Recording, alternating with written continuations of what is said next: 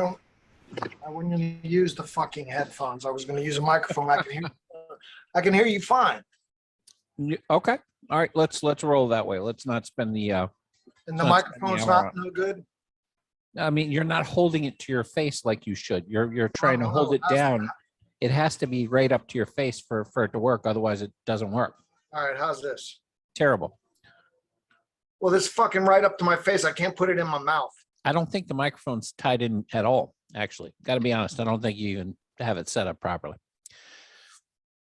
Yeah, because there's no. Yeah, you can't hear it at all. Can't hear you at all. I think there's a. I don't think the microphone's actually active at all. All right. How you doing? What a fucking fight. I mean, what a weekend of fights. We are 1 year in, just for everybody watching, and Jimmy still can't get anything right technically. Kiss my ass. Except I got to give it to you. The background is up. The background is up. Are you on your phone or are you on the computer? No, I'm on a computer. Look at you. Look wires at you. And shit. Tons of wires and shit. So on the last show, I advised Jimmy to make more kids and maybe breed with some older women who have technical backgrounds, perhaps make some technical babies that can fix these things. Jimmy sprung a letter from his son on me, disarmed me about baseball, calling me fat.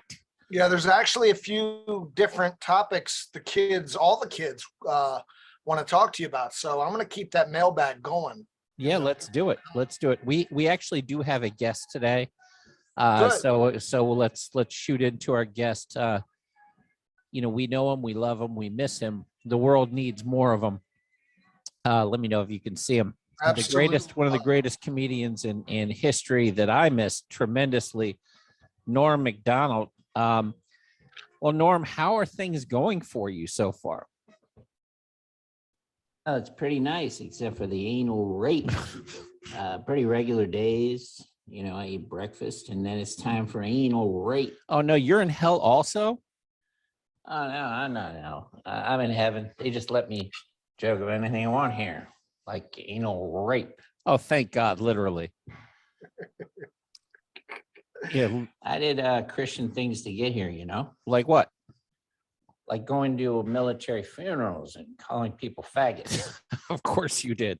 We miss you. Well, what would you do if you had one more day here on Earth? Gee, one more day? I don't know. I would have liked to have taken Ellen DeGeneres and OJ to sushi, Why Ellen and OJ to sushi? I made a lot of jokes over the years. I would order Ellen a bento box because she's a lesbian fella and likes box, Yeah, that makes sense. Why OJ? Well, OJ, because they don't have silverware there.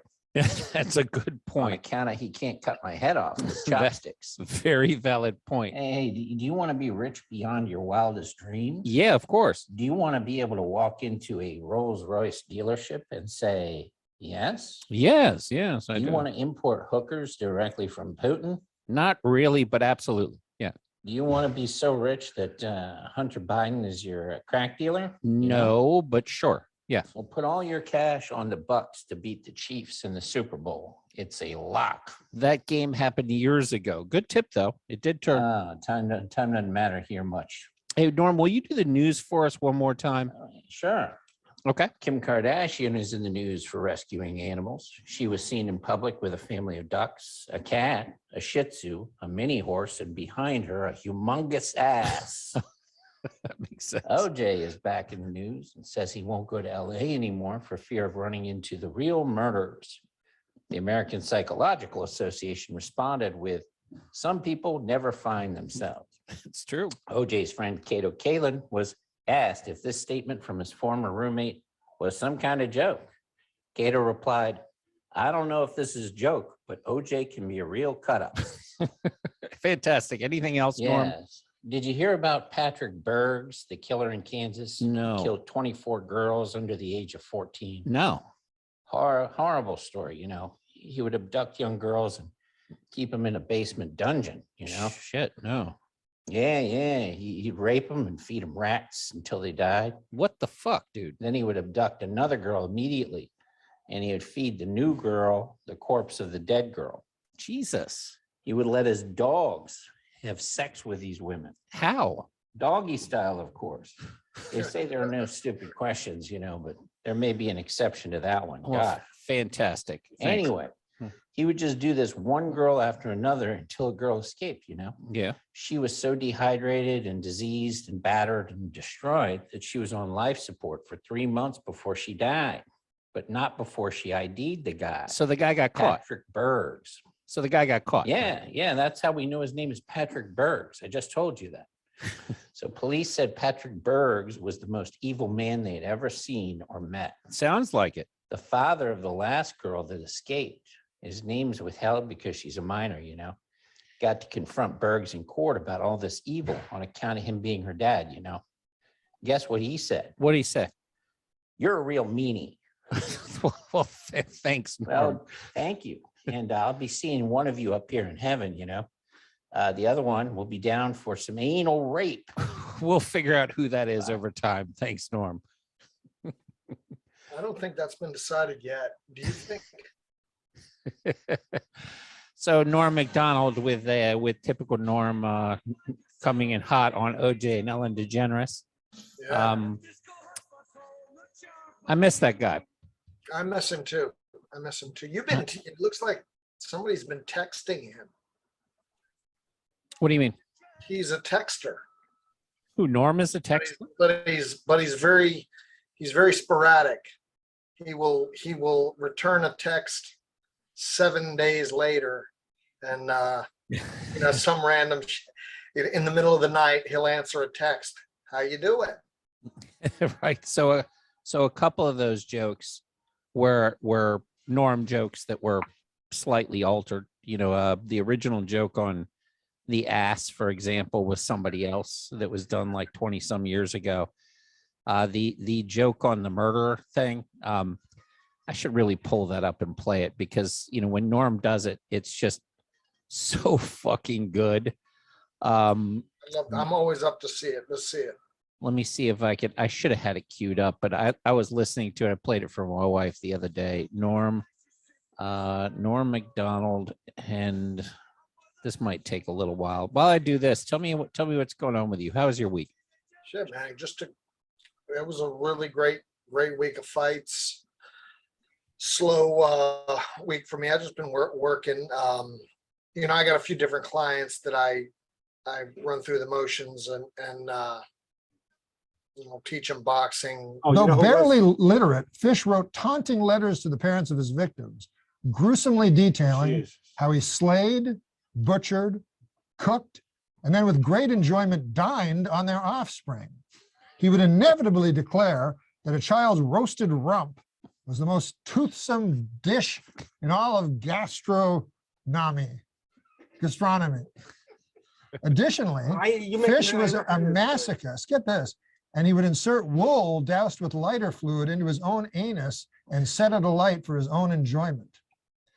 Fish was finally arrested, and he immediately began confessing to killing 700 children. Get out of here. Yes, and he was dizzyingly happy about it. Smiled as he described the grisly details of the tortures and the murders, appearing to the detectives. And one of the detectives said he appeared as the devil himself. This guy was a real jerk. Wow. Though barely literate, Hold on a Fish second. wrote taunting letters. 700. So it's a different take on what he did with that story, but it goes on. I've heard about stuffing burning wool up your anus. Who told you that? Which one of our friends? Honestly, my mother. Okay, and how did she use that? She was reading a book. My mom is a avid serial killer book reader, and I remember, a long time ago, she told me about somebody like that doing that, and it gave them like the best orgasm ever. Jesus Christ! Listen, I started off as a psych major. I read a couple books on serial killers, and I've watched a lot of this stuff on TV. Women love this shit. Like, women love watching stories about women being killed, and the best is what is it called? Is snapped when women kill men. Yeah. Yeah, that shit. The announcer in that is a 10 out of 10. So good at bringing you into the story immediately. They've changed announcers once in that storyline. It's not the same, but my God, and a lot of them are like, teaches you how crazy women are. You really, if you watch that, you'd really come away with a distrust of women. Now, for women that watch this, they don't seem to learn anything, which is bizarre. They may, in their heads, they may be like, well, no, I'm really smart because, I think, everybody's a serial killer now. But they still put themselves in horrific situations and don't, I'm not saying all, because some of them may actually apply their knowledge, but there's a large majority of them that watch this that clearly aren't paying attention to what they've learned. I watched a guy who, this one hit me particularly hard because a cute girl came to his door. He was single and he had some money, and, he's like, hey, move in, let me, there was no real huge sob story there. Just move in, stay here for a little while. You can move out. And in his head, he's probably thinking, yeah, I'll probably, see what happens. I'm not going to bang her. I'm not going to not bang her, but, a cute thing being around the house, it's not going to hurt. Next thing you know, she starts massaging him in the bed. And he's like, oh, probably this is great. They don't say whether or not there was any sexuality up to that point, but she's massaging him, and she just shoots him in the back of the head arbitrarily and then takes his life over, his boats, his house. There was no conflict, according to everybody there. She was allowed to party with her friends there.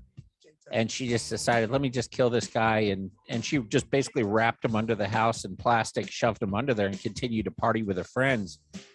And I'm going, the guy was, even if he was trying to bang you and you're upset about that, you can always leave, but it's hardly the reason to, shoot somebody in the back of the head. And I was just like, oh my God, like, you got to really be careful.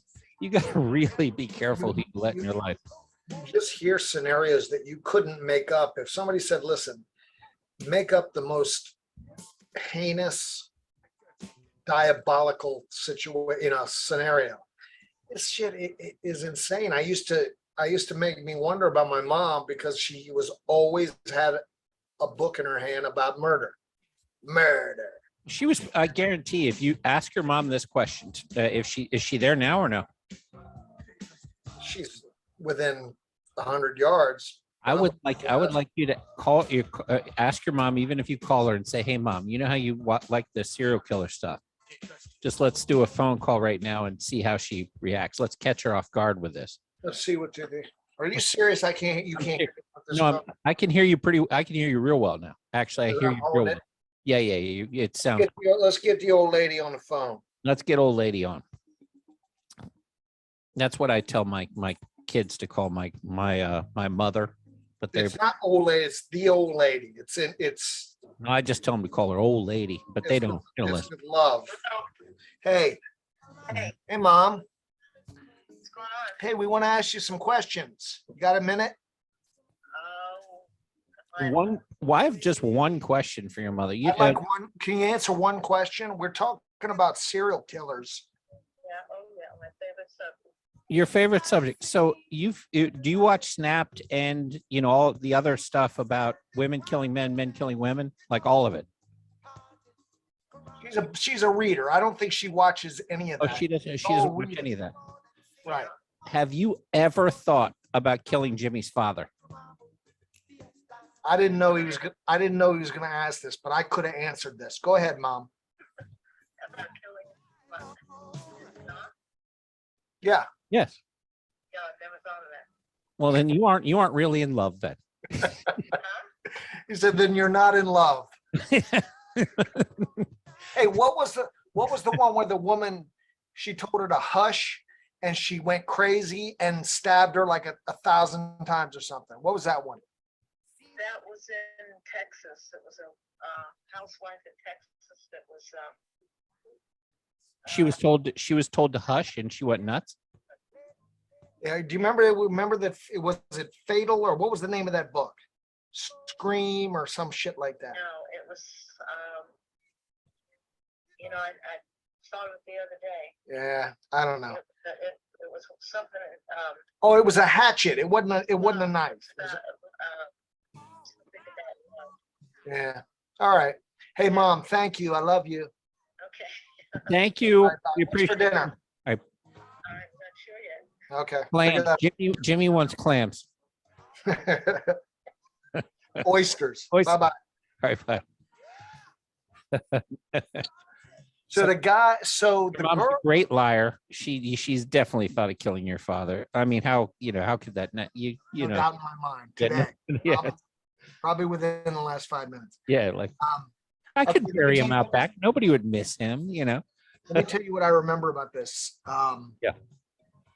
So there was a wife and there was a mistress.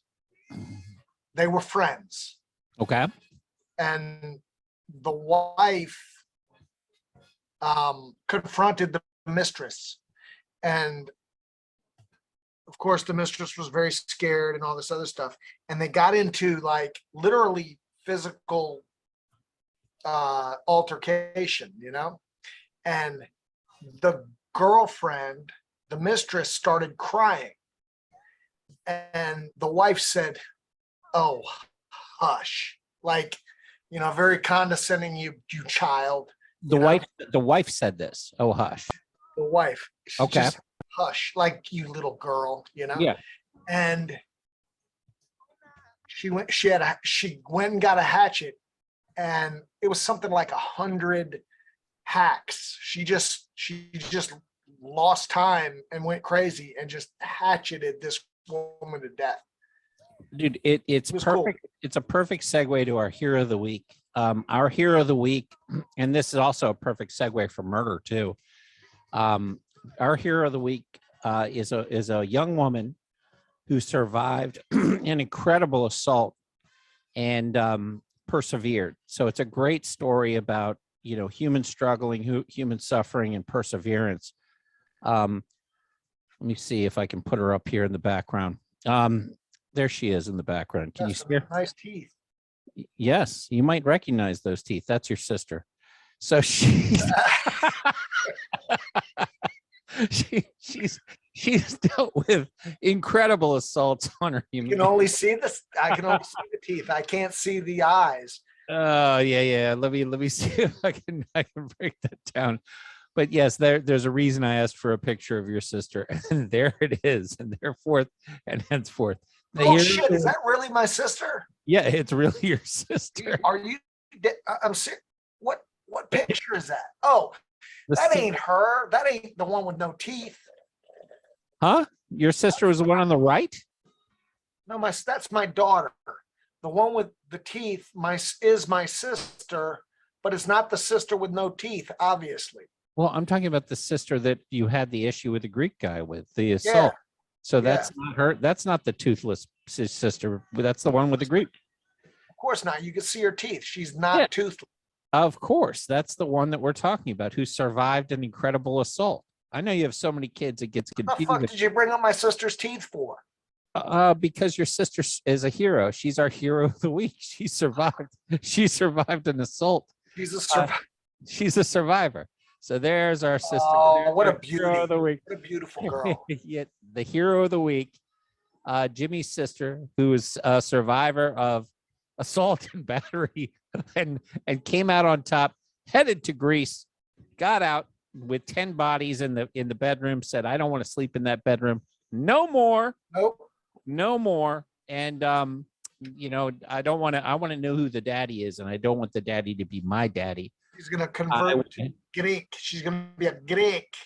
Yeah, I don't want some old, whatever. We've already covered that subject, but I'm glad that she came out the other end. So the hero of the week is your sister, who's left the property, left the venue, head held high, heading to Greece after this horrible assault by our own favorite, Jimmy.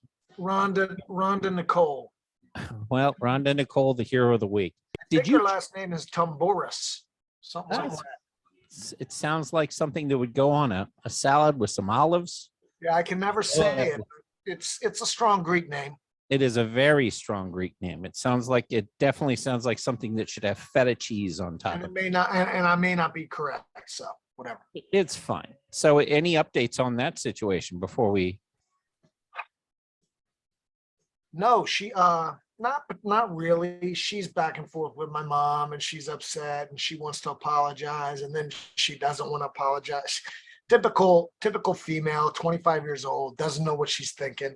She's gonna go, she's gonna stay, she don't know. So Is she planning your murder right now, do you think? Or do you think you're good? You in the clear? maybe she goes batshit. Twice in my life, she's gone batshit. And one time it was something where she actually like threw me down. I was like sitting down on a chair or something, and she grabbed me and threw me down. I forget what that was. And then this one, she just went ape shit the minute I walked in. Hey, it happens. I mean, who knows? People have different things. We don't want to rehash that. Yeah, I'd like to hear how she threw you down. She doesn't look like she weighs more than. I was sitting down. I was sitting down, type of thing. You know what I mean?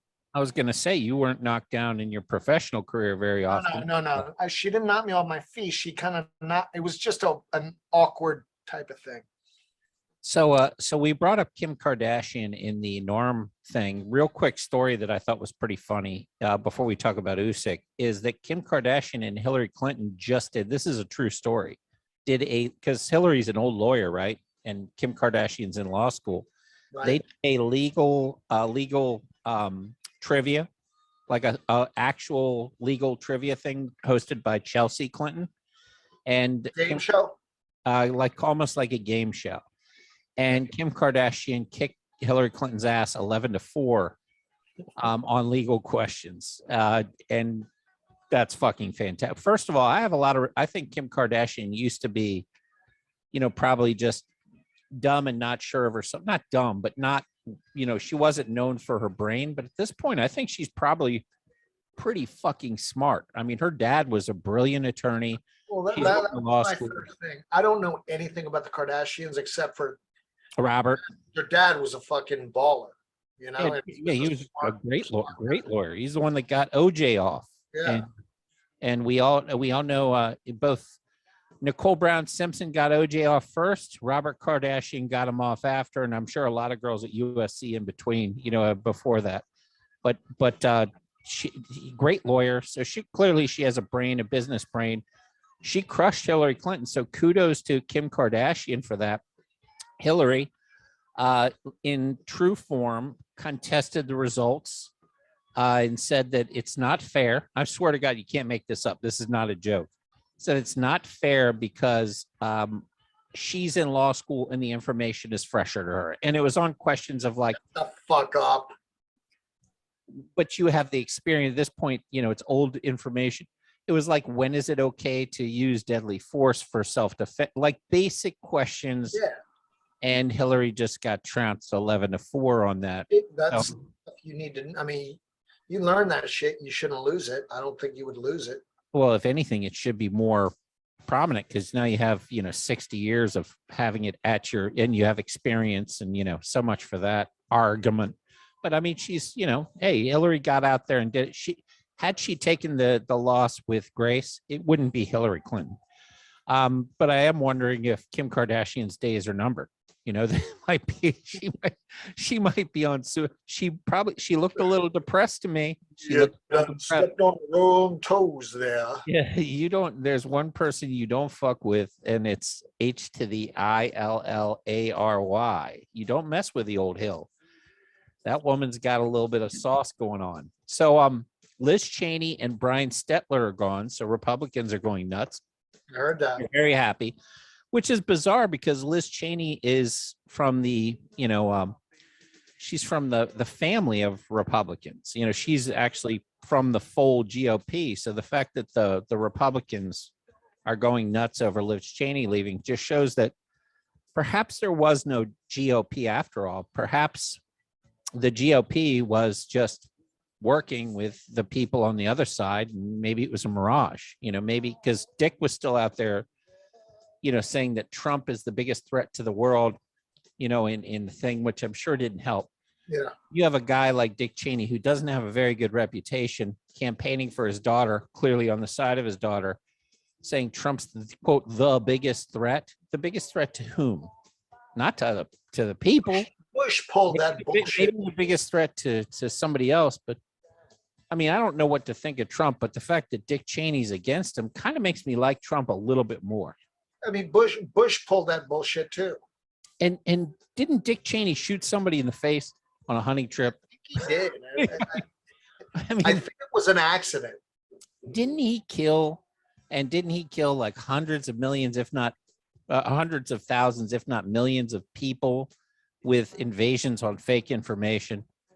That Dick Cheney saying that Trump is the biggest danger to the it's not a good look. Okay. Even if Trump is a total asshole, maybe that's not your right person, your right mouthpiece to go out and say it as a guy who's guilty of literally killing hundreds of thousands of children that are all around. You got to look in your closet.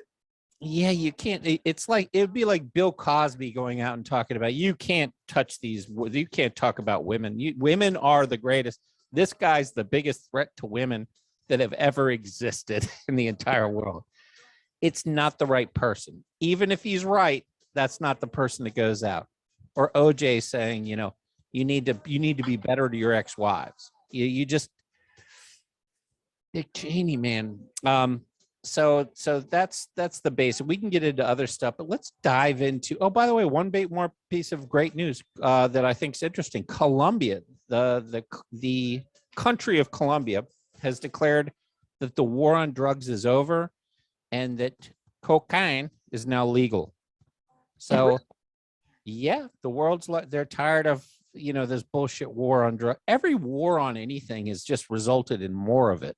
So if you want more of something, you just declare war on it from a federal level, and you're going to get more of it. War on poverty, more poverty. War on drugs, more drugs. Go ahead. Kind of Mike Sawyer-esque. I know Mike, you're Mike Sawyer's beacon of light when he has a question he calls. So we were talking about, it was a fan site making money, right? True fans. Is that what it was? Only fans. You're interested in meeting old women and showing real your fan, real Yep. fan, true. Only fan. fan. So I heard that the Catch Me Outside girl, did you tell me that made millions? Yeah. How? Yeah. Just tell me real quick, what is the process of that? What do you Make money. So it, usually OnlyFans is more it's unfiltered. You're not gonna have content mediation. So people go on OnlyFans. The way it works, from my understanding, because I've never been on an OnlyFans site, is I just see sites that I like. Like, let's say I watch a hunting site, or a site where a grizzly bear is taking down a deer, or a hawk's taking down fish.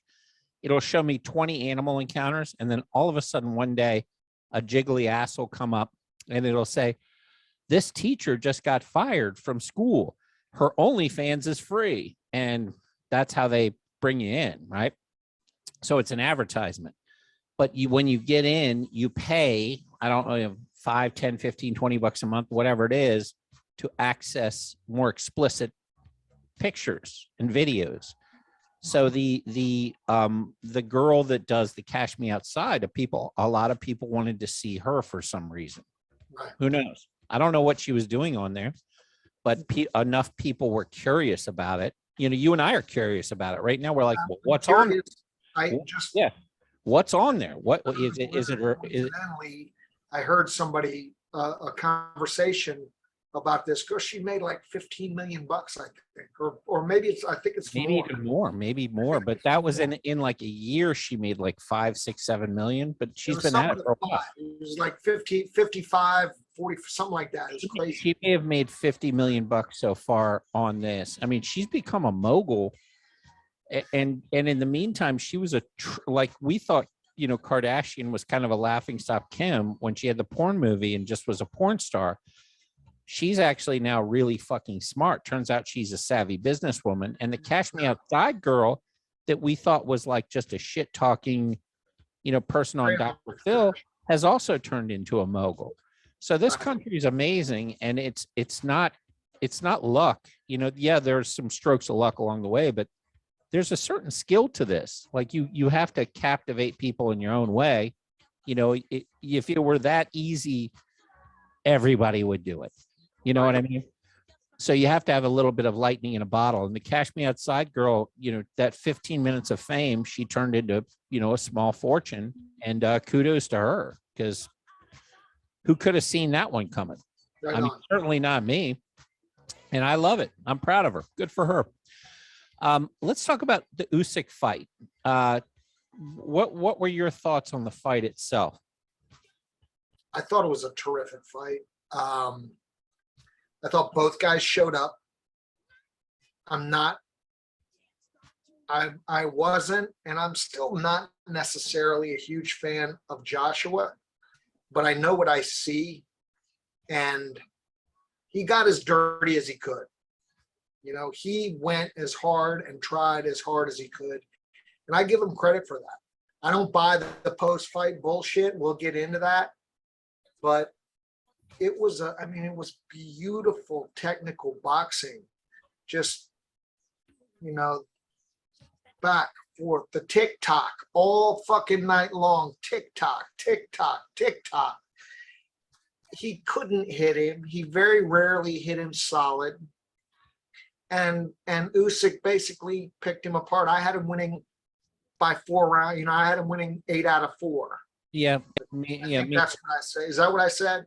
Is 8-5 or 7-5? 8-4. It's about what I had. It's about what everybody had. And yep. What it did, like the trains of thought that it gave me, I used to just laugh at Usyk Fury, but I'm not so sure that Usyk doesn't have the ability to stay in the center. Like, it's called up the gut. When you're right in the middle of everything, it's like the eye of the tornado. He was able to do that with this guy. I'm wondering if he can't do that and just step into those lanes with Fury. Fury can get hurt and he can get knocked down, and he can get knocked down by a smaller man. I've seen it with Stevie Cunningham.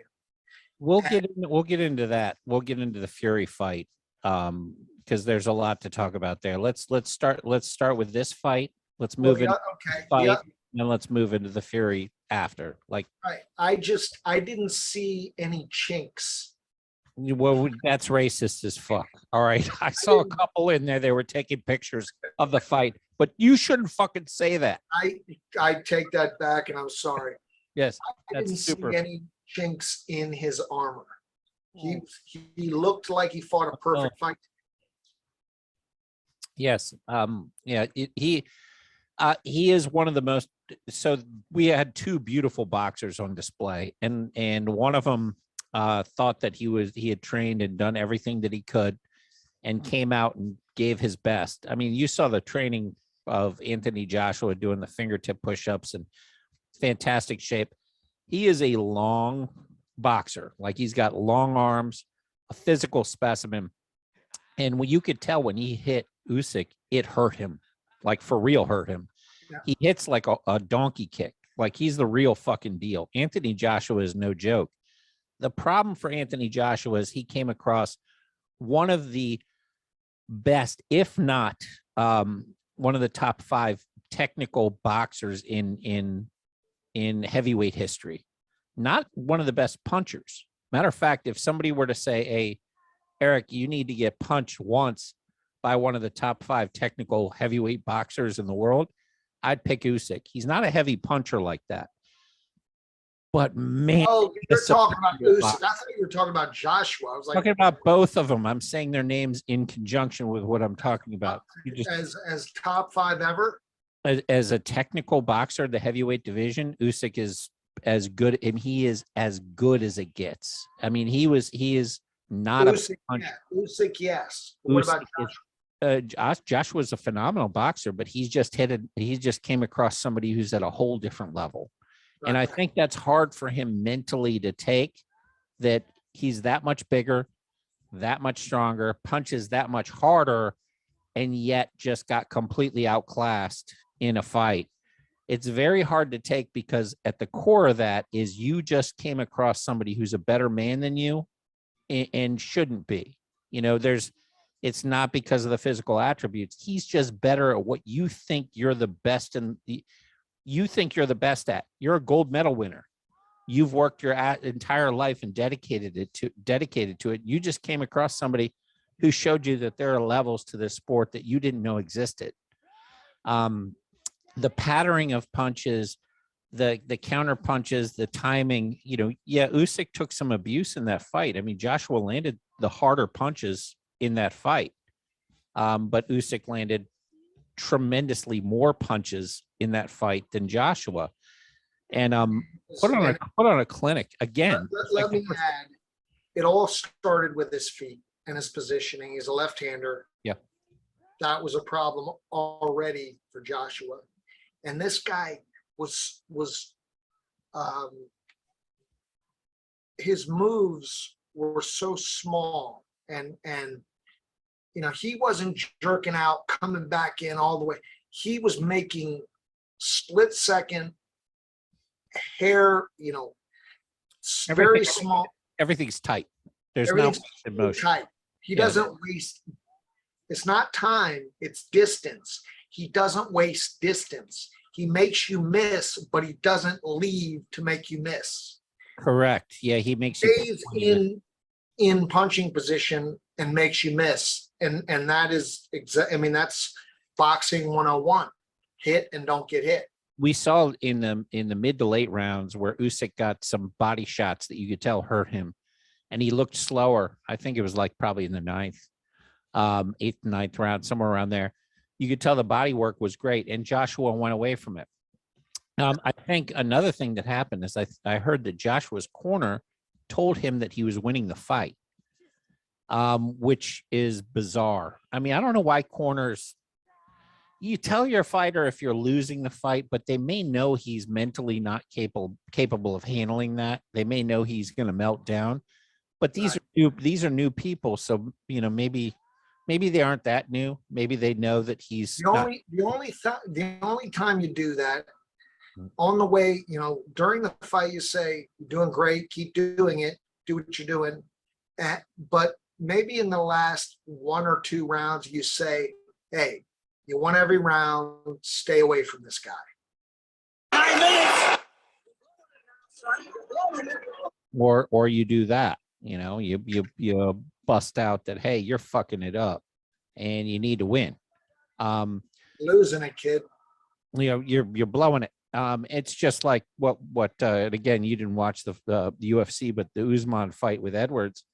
Edwards' trainer and Edwards' corner going into the 5th round called him a pussy. Said, "Stop being a fucking pussy. Get out there. You need to win with it."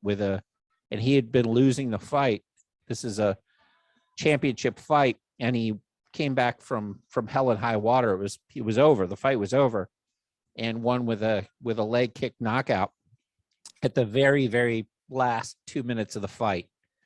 And these are 5-minute rounds. 2 minutes left. Fight's over. All Usman has to do is avoid and stay out of range. He's still sitting there, gets caught with a nasty single shot left leg kick, goes flat out. And before that, the Edwards corner is going, "You're being a fucking pussy right now. Get out there and fight." I love those fight corner moments, but in this case, Joshua's corner is just flat out lying to him. They're lying to him. We all knew he was losing the fight. Definitely. So how are you going to lie? I mean, how do you take, as a fighter, if your corner isn't being right with you? And I think that's part of the reason he lost his mind is after the fight, there's a lot to talk there, but I think part of it was expectation management. His corner saying he's winning. The first score from the first judge said he won. So he's like, "Oh, I won. I'm going to win." And I think his expectations and stuff played into that. But how do you take it when your corner is flat out fucking lying to you? I don't think I've ever been in that position, so I don't know how I would take it. I think that him and his corner were both brainwashed. I think that I don't think I'll explain. Okay.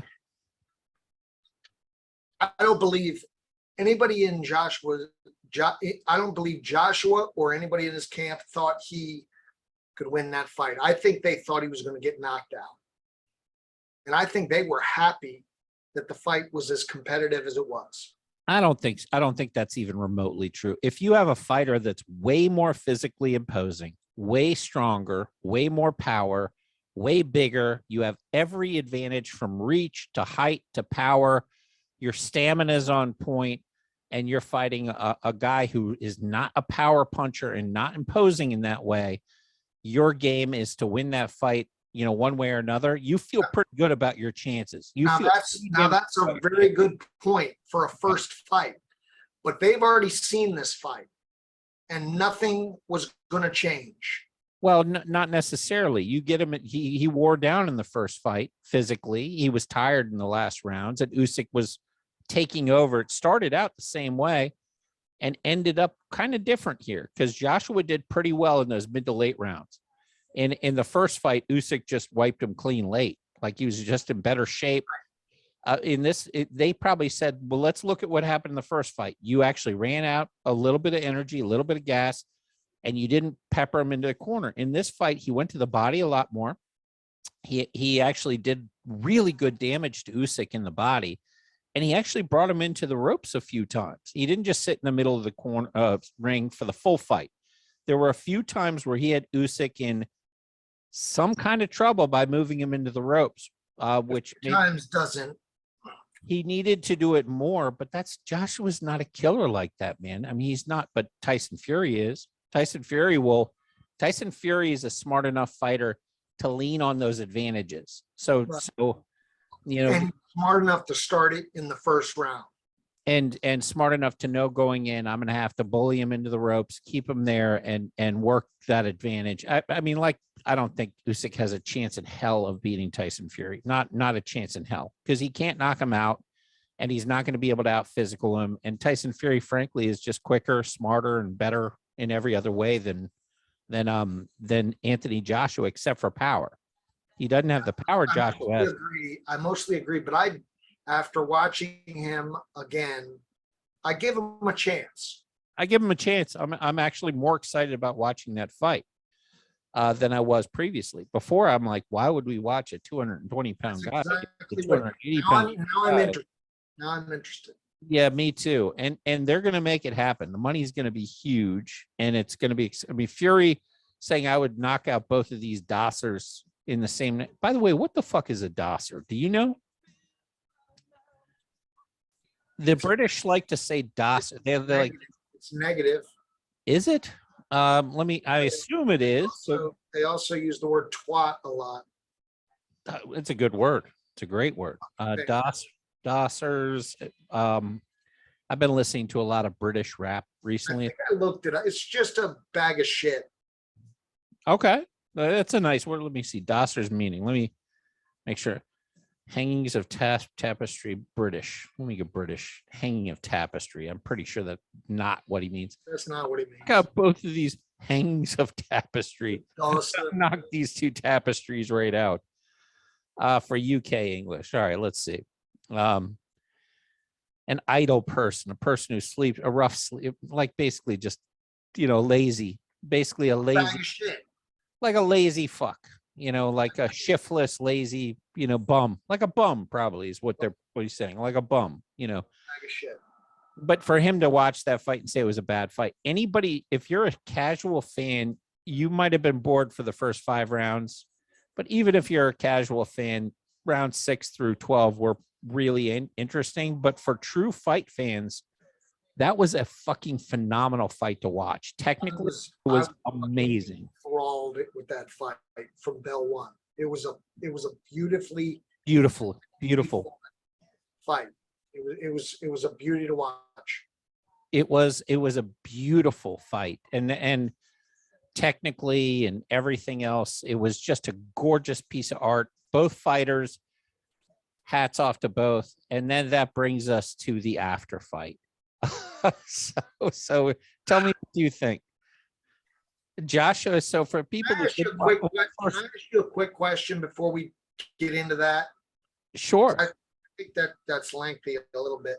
I was going to set it up by at least explaining to the audience that didn't watch the fight, but go ahead.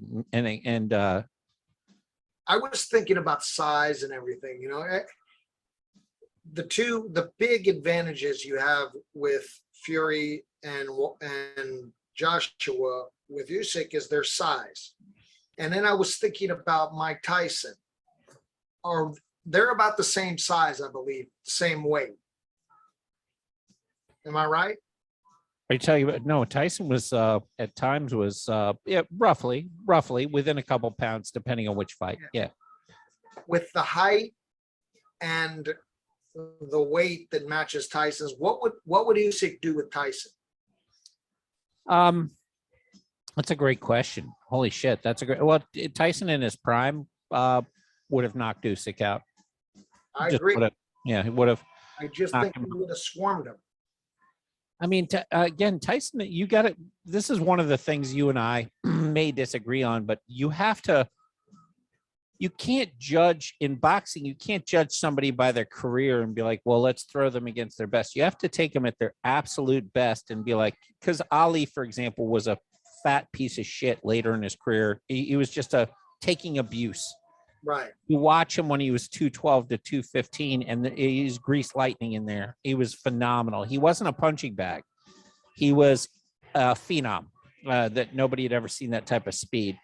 So you can't say, oh, Ali in general. You have to say Ali within a year frame and Tyson when he's at his best. Tyson at his best is as ferocious and as good as anybody that the sport has ever seen, period. And it doesn't matter if he didn't have deep water stuff. We see in a lot of fights in Mike Tyson, he had a chin, he took shots, he had heart. He wasn't like a glass-jawed pussy. You know what I mean? We all know that he was much better in the first 4 rounds.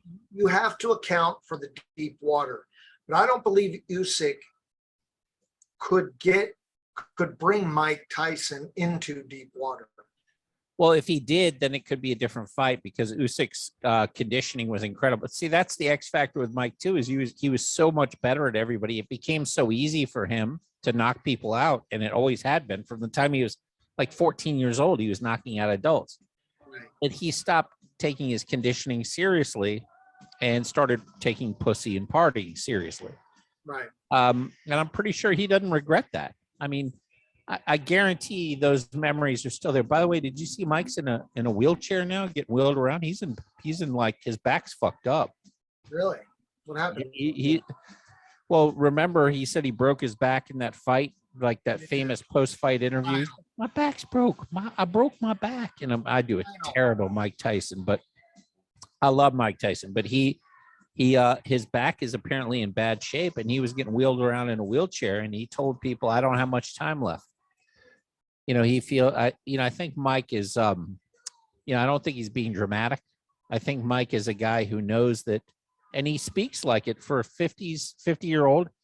He speaks like he's, been here for 2,000 years in a lot of ways, because he's channeled a lot of the knowledge that he has and been able to, he's a very emotional, and he's been able to incorporate a lot of these ancient thoughts into his emotions. And strangely enough, been able to articulate it in a way that few have. And I think Mike right now is, we saw him fight Roy Jones. He looked fantastic, but I think there's some physical ailments from all those years of partying. And You think that he's maybe just conditioned to say that he's going to die? Because from the first day of his life, he was a guy that wasn't going to make it out of the streets. I know, but I think he's actually, whether it's psychosomatic or not, there's a real question there, whether there's a psychosomatic element to, but I guarantee all that torquing and stuff, his back has to have serious issues. Like, I mean, this is not a natural movement. Tiger Woods has needed multiple back surgeries from a similar thing, but with less, he doesn't do it nearly as much as Mike has in his career.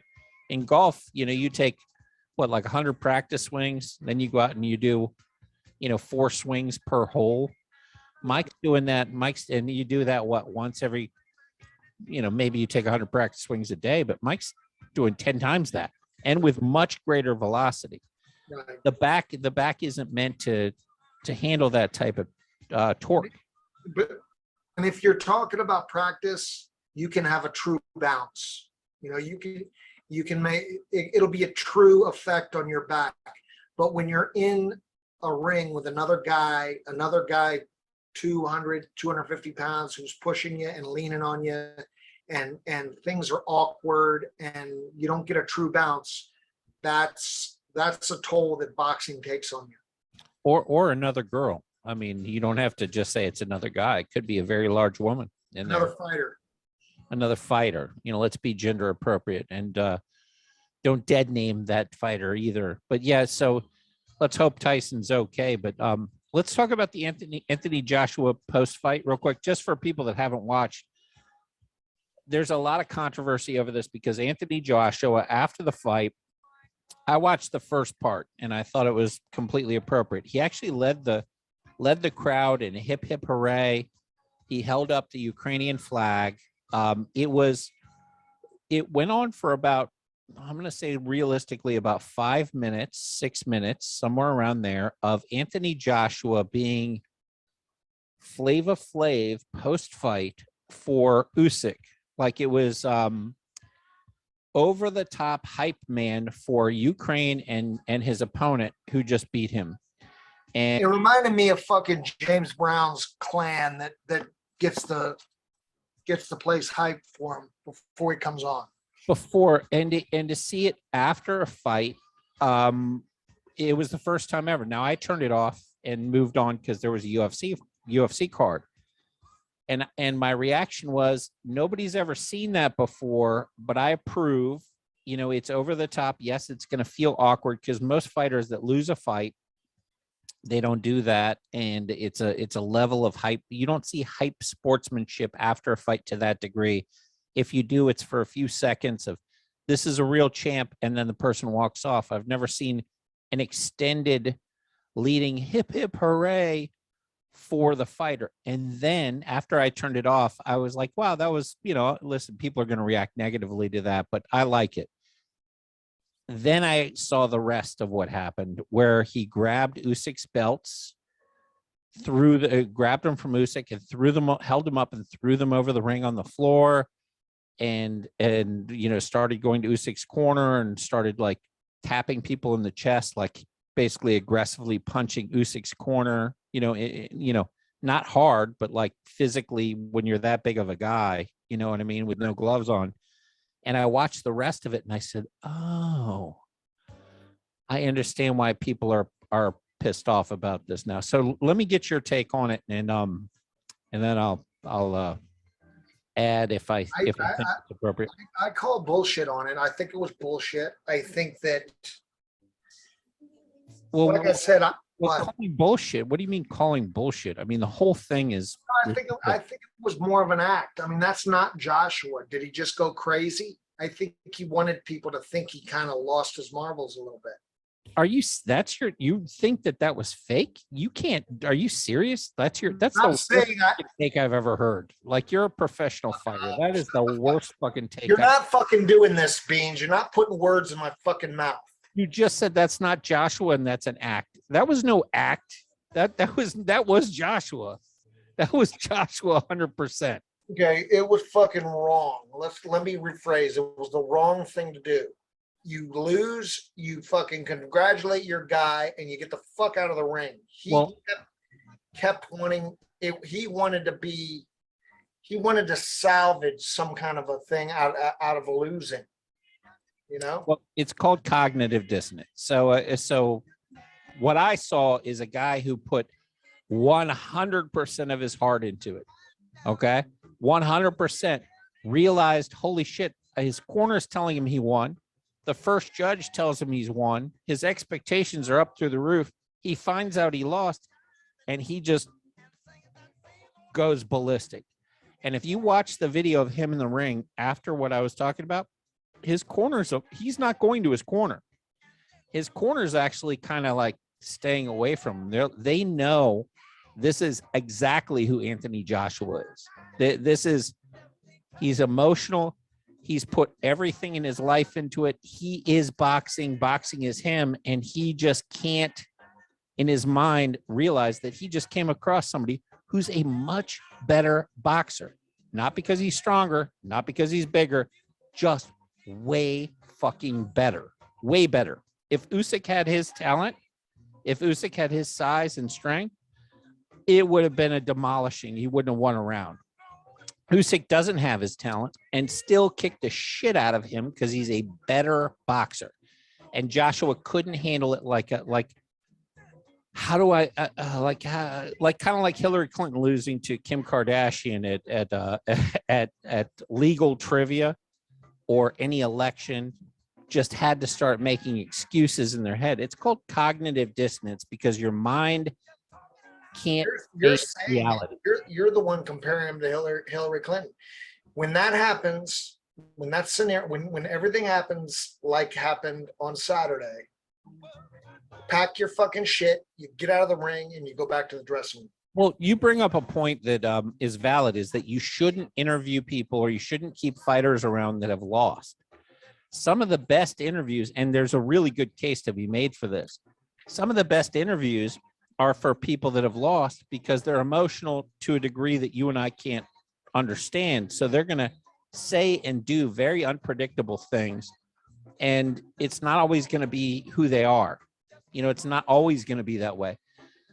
And that's what's brilliant about it, is it's so unpredictable. It's boring to be like, hey, grab your shit and get out. It's much more interesting for the sport, and actually for Anthony Joshua and everybody else, to put a microphone in somebody's face who just spilled their heart and soul into a ring and say, how do you feel? Now, in Joshua's case, it wasn't even that case. He was grabbing the microphone. He was grabbing the flags. He was doing things on his own. It wasn't even about it. That pissed off Usyk too. Well, Usyk didn't get pissed off in a normal way. Like, he just sat there and took it. Usyk's got pretty good. Oh, no. But he was not happy. He was not happy. He was not happy. At one point, rewatch it. Usyk went over and was like, hey, the flag. And he took the flag back. Yeah, no, Usyk was not happy with it, but Usyk was not overtly like going crazy. Usyk did all the right shit. He did all the right things. And so in Joshua's case, when you catch somebody who put 100% in, didn't get what their outcome was, and is acting like doesn't know how to handle it, that was a brilliant moment in boxing, in my opinion. Like, it was brilliant. Like, I loved watching it as a fan. I loved watching the unpredictability. I loved watching him stalk away from his corner. I loved watching him interact with Usyk's corner and go over and kind of show respect and then get pissed off and pop him each. I love watching him talk shit, and I love the whole social dynamic. And what I came away with is that Anthony Joshua cares about boxing more than anything in the world. He is a boxing fanatic. He loves the sport.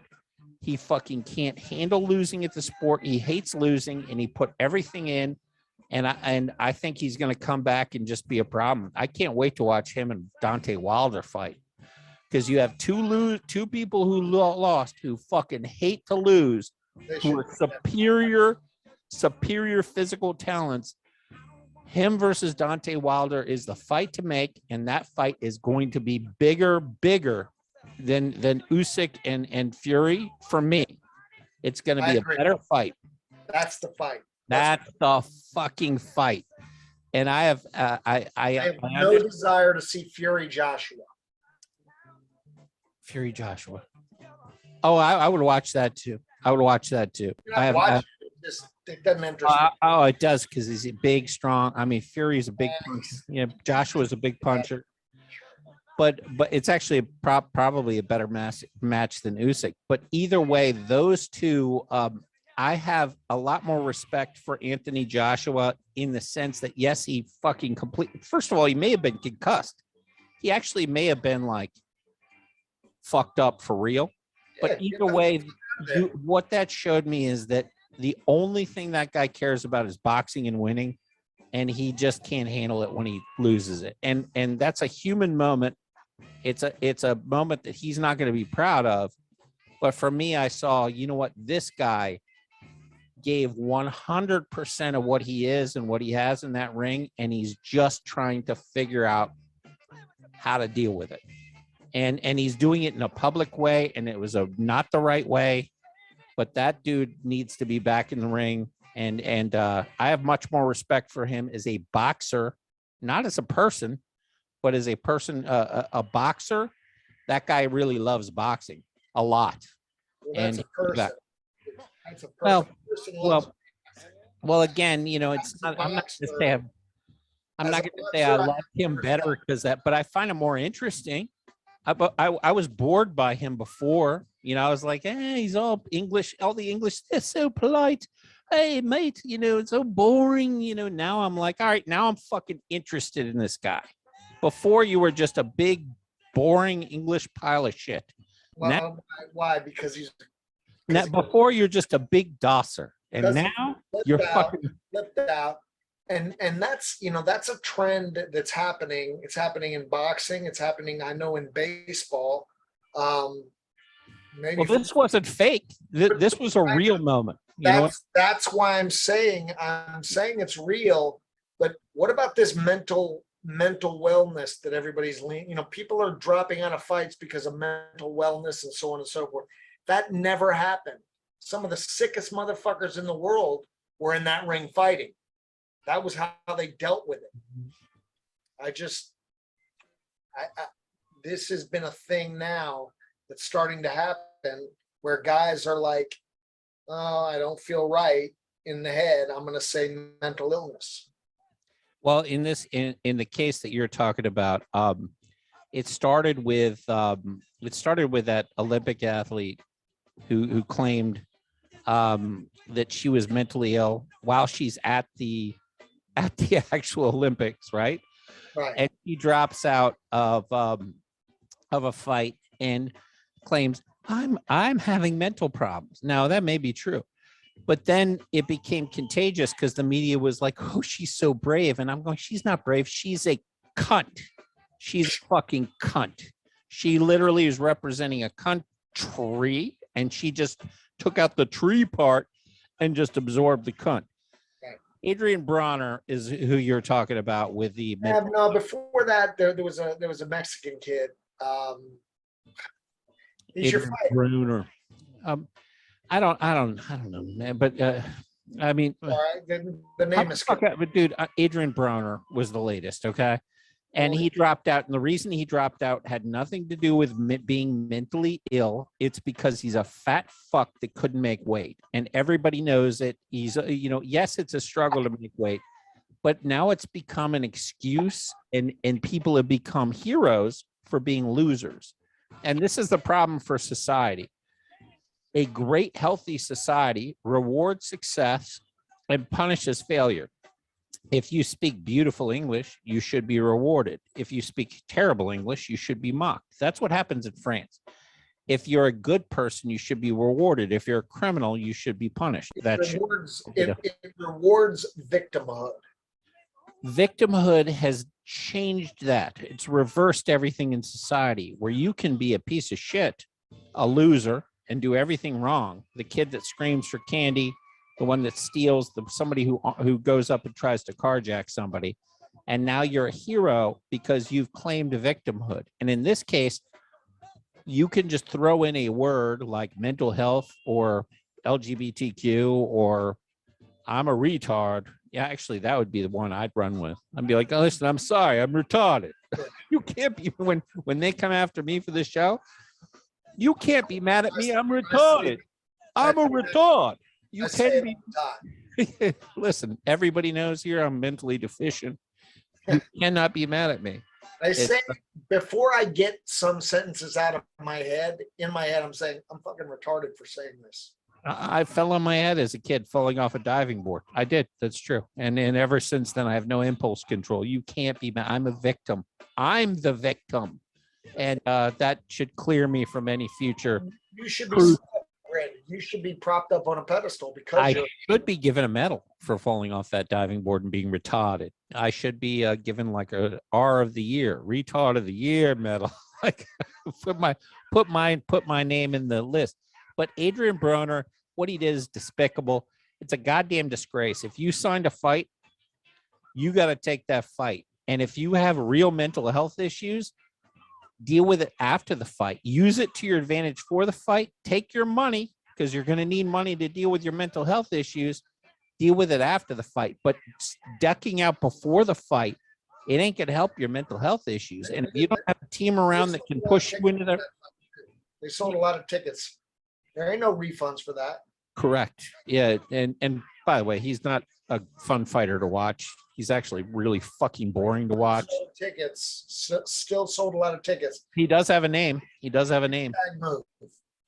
I mean, it's a bad if you really have a legitimate mental health problem, like legit, you have to get through that fight and then you have to get help. You Right. can't, and in this case, you and I both know this mental health thing, back in the day, the 50s and 60s, 70s, it's become the wussification of the country. It's one thing to ask for help. It's another thing to make everyone think that they need help when they don't, and to crave the attention of asking for help. Right. And based on the numbers of what's happening, So this brave. is about real people. This is about just people craving attention. You're And so Adrian, brave.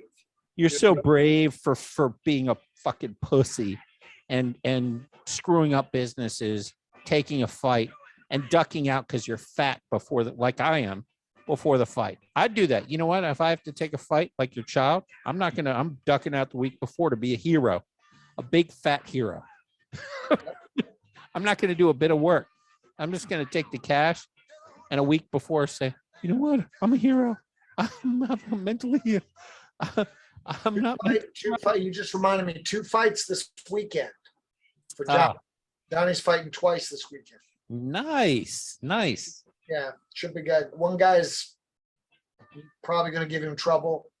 The other guy's just about even. So be a good fight or a good weekend. I'm looking forward to it. I'm trying to get them both.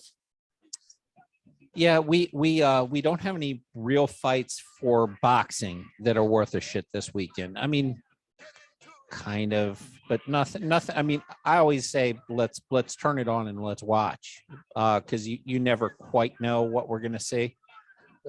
Anything that you see on the schedule that semi excites you or No, no? but let me just touch on a couple things. Credit where credit's due. Nico Walsh, great body shot. He looks fucking good, man. Dude, Nico Walsh is getting better. He's got a lot of power, and you could 6-0. He's fought 6 decent guys. If you look at his competition, you know, it's not all 0-8 guys. I mean, he's got some undefeated guys on there, 7-1. He's got some, I like him. I like do him. too. I wish his name wasn't Ali. I do. I like that it's Ali. I've liked him from the moment I saw him knock out because I've now seen 5 of his knockouts. I missed the first one. The guy's legit. He's legit. He's got power, and He's just not like, it's such a tall order to be named Ali. dude. It's really not. I mean, at the end of the day, most people don't even remember who Ali is now. I have so my daughter is at my, just to give you an example of how this works. My daughter is at my mother's right now. My daughter in Minnesota is at my mom's in Cohasset. She has tickets tonight to take her to go see the Beach Boys. My mom goes, "Do you know who the Beach Boys are?" She goes, "I think I've heard of them." You can tell how little I've been in the kid's life, right? The joy of Fargo, North Dakota. But there's a different era. Nobody knows Ali anymore. People our age or below, but right now Ali's before Nintendo for these kids. They don't have a fucking. I didn't know you had a daughter in Fargo. Yeah, no, I have a, she's 16 years old. I have a 16-year-old daughter. Yeah, I have a 16-year-old daughter. Yeah. Yeah, I'll send you a picture after this. You can put her up as hero of the week. Yeah, right. Yeah. So we do have an ESPN card. We have Richard Comey's coming back and fighting. One more. Give me one more. Go for it. Callum Smith. Who the fuck is that? There was a light heavyweight fight. They made him in cruisers. Fought, let me look at the name. He fought a guy named Betterloo. All right. And Is this an old fight or a fight coming up? it was Saturday. It was on the undercard of the Usyk fight. Okay. And the guys were, I mean, they're talking about this guy fighting Better Beef. And Oh yeah, you and I were pissed off about it. the fight blew. I mean, it was very. Both fighters were so mediocre, and he had a lot of hype, and I was actually disturbed by how mediocre that fight was. It was. I wasn't disturbed by the mediocrity. I was disturbed by the hype. How do you hype a guy up? But that's what I mean. I mean, you the hype coming in and how mediocre it was. Actually, like it looked like a guy. It candidly looked like a guy that should have been fighting 4-rounders. He's do you clearly know how built up. It was bad boxing. The boxing sucked. He caught him with a left hook to end the fight, to salvage what I think was just immediate. But that guy's a tin can. He's going to get the shit kicked out of him if he fights anybody for real. Like do you know how long that fight lasts with Better Beef? around 40 seconds. Yeah, one round. Yeah, one round. Healthy Better Beef just hunts him down and just drops him. There's levels to this shit, and that was not. What was his name? Callum Smith. Yeah, you got a lot. You got a lot of work to do. Congratulations on the win, but yeah, you better not. You better not believe your own hype, because you I'm go. definitely not one to rag on fighters, but that was I'm not either. I'm just saying I was almost asleep during most of it until the shit left fight. hook. It was couldn't believe how bad these guys were. For that much hype, I was like, this is. It actually kind of reminded me of the Josh Taylor fight, except for with Josh Taylor, it didn't remind me of that. Josh Taylor's fight. Josh Taylor's a dog. He's gritty as hell. He's a real fighter. He fights dirty as hell. I guess with the only thing with the Josh Taylor fight is, I just realized he's not that good of a fighter. You know, he's a dog. He'll fight, but he's just not living up to the hype. That's the part that was simple. If you put Josh Taylor in against Crawford, Crawford's going to murder him. It's going to be a murder. It's going to be an assassination in that ring. And Taylor's been looking to go up to fight Crawford. Bad move. Very bad. Hides did a lot better than Callum Smith. Yeah, much better than I was going to say. And with Taylor, I saw much more promise than with Callum Smith. You can hype a Taylor Crawford fight. You can't hype a Callum or a Smith Better Beef fight. No, he's got right now what I saw is a fighter that's been built that doesn't really exist. Right. I mean, I got to be honest. That's what I saw. He's hyped by beating people that really didn't know how to fight, got the record, and I look forward to betting against him. And hopefully he proves me wrong, because I don't mean to be a dick. The odds won't be worth it. But hopefully the hype train precedes him, and that Vegas doesn't play that shit. You might be right, but sometimes Vegas fucks up every now and then. I mean, you get that white hype train, white privilege, right? Yeah, no, Vegas doesn't fall for that. Okay. Well, let's end on that. Is everything racist? Let's see if white boxers are racist. Great one. I was trying to think of one. Are white boxers racist? Let's pull it up. It's going to be underwear. Hold on, let's see. Yeah, you're right. Well, let's pull it up. This is what you just. And by the way, you give a fuck about it. Oh. But when it comes to the children, Wu-Tang is for the children. Shit. All right. Get your shit straight. Technical shit ain't. Rumble, one man rumble. Son of a bitch. What are we just talking about? Okay, let me see. Are white boxers racist for beating boxers of color. Well, how about is boxing racist? It's like this. That Let's just do that. Let's keep it simple. can't be racist because black people beat up white people mostly. Well, yeah, no, that is mostly the case, but So that's not racist.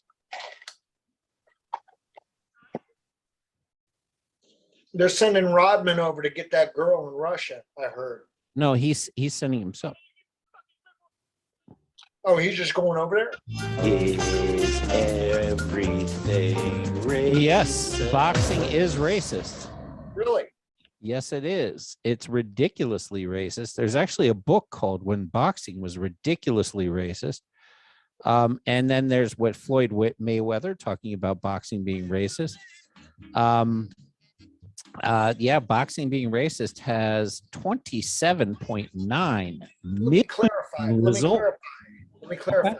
Go for it. The act of boxing racist, or they're talking about the business of boxing, which everybody knows that really probably was racist and could still be for you know. I had Are white boxers racist? Let's see the white. I mean, this is again going to bring up racist. All right, let's see. When a black boxing champion beat of course, yeah, there's so much racism with this. Life expectancy of non-white elite champion. Devin Haney says he's not racist. Now that's interesting. Denies being racist. Devin Haney. I mean, it's getting pretty bad for pretty flat for a white guy. The politics of race, nations, and boxing. Racist boxing, original in cartoon. I mean, yes. The answer is everything racist? yes, it is. Boxing and is racist. Let me see. Boxing. Yep, very racist. Everything about it, Jimmy. So we've ended on a low note per usual. Have a great night. God bless you and your family. The ones that are still in the States. God bless you. And tell your mom she's a liar. And she's thought about killing your father. Absolutely 1,000,000%. You can tell her for the record. Yeah. Yeah, well, She's I'm gonna lying. make her watch this. I want her to see you say it. Yeah, she's lying her ass off. Hey, God bless you, man. She may stop calling you. She and may she- stop calling you. She is in love, but yes, God bless, man. Have a good night. All right, bye.